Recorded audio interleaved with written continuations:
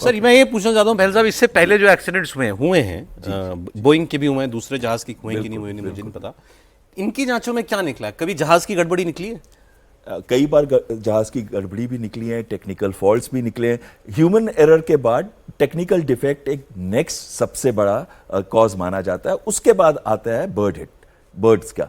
अब अगर इसमें एक चीज मैं कहना चाहूंगा कि जैसे जहाज एडवांस होते हैं तो उनके बैकअप सिस्टम्स भी बढ़ते हैं, लेकिन साथ साथ में क्या होता है, ये जहाज जो है कहते हैं थ्योरेटिकली ये टेक ऑफ भी कर सकते हैं और लैंड भी कर सकते हैं थ्योरेटिकली, अपने आप मतलब इतनी इसमें ऑटोमेशन आ जाती है।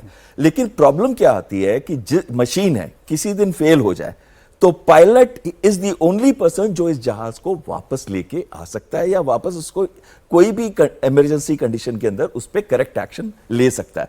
तो पायलट को हर टाइम, और जैसे जैसे ऑटोमेशन बढ़ती है वैसे वैसे पायलट की प्रैक्टिस और चाहिए होती है सिमुलेटर्स के अंदर। इसी वजह से पायलट्स को भेजा जाता है पीरियोडिकली। तो थियोरेटिकली ये जहाज अपने आप भी टेक ऑफ कर सकता था बिना पायलट के, कंप्यूटर की मदद से थ्योरेटिकली। अब एक चीज और मैं इस पे कहना चाहूंगा, जो वो बात कर रहे थे कि वार्निंग सिस्टम्स, अब इनके अंदर वार्निंग सिस्टम्स बहुत है। अगर फ्लैप्स उसने नहीं लोअर किए टेक ऑफ करे, ऐसा हो ही नहीं सकता, क्योंकि फ्लैप्स अगर नहीं लोअर किए होते और उसने थ्रॉटल खोला होता, इतनी सारी वार्निंग शुरू हो जाती है, रेड लाइट्स ब्लिंक करती हैं, आपको जोर का हॉर्न आ जाता है कि आपकी कॉन्फ़िगरेशन जो है इस समय मीट नहीं कर रही और आप टेक ऑफ नहीं कर सकते। ये आपको एयरक्राफ्ट ही बता देता है। उसके ऊपर भी ओवरराइड कर सकता है पायलट, लेकिन कोई भी नहीं करेगा ऐसी सिचुएशन में, और वो तो इमीडिएटली हो जाएगा।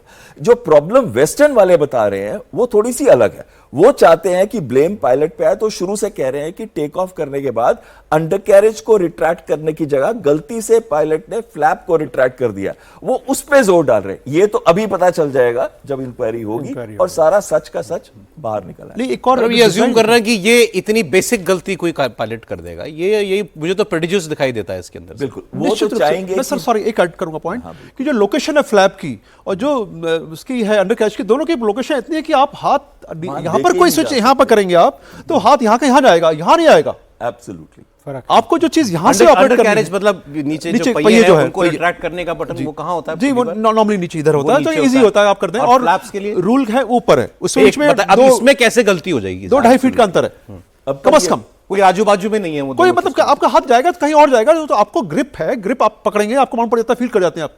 बिल्कुल मतलब नॉनसेंसिकल बात है कहना कि पायलट ने इसकी जगह ये दबा दिया, ये कोई बात मतलब वही कि सोशल मीडिया पर अट्रैक्शन के लिए वो अपना नहीं सर, ये बड़े सीनियर एविएशन एक्सपर्ट्स पायलट्स ये बात कर रहे हैं वेस्ट में, तो थोड़ा सा मेरे ख्याल से हमें हमारे यहाँ लोग उनके इंटरव्यू भी कर रहे हैं और कंट्रोल्स भी डुप्लीकेट होते हैं, तो मतलब पायलट को pilot generally are doing sir. मैं एक और इस जहाज के बारे में बता दूं, एक्सटेंडेड ETPOS एक्सटेंडेड रेंज, जिसका आपने जिक्र भी किया था कल, मैं सुन रहा था, तो एक्सटेंडेड रेंज ऑपरेशंस के लिए इसको क्लियर किया गया। रूल ये है कि FAA जो है फेडरल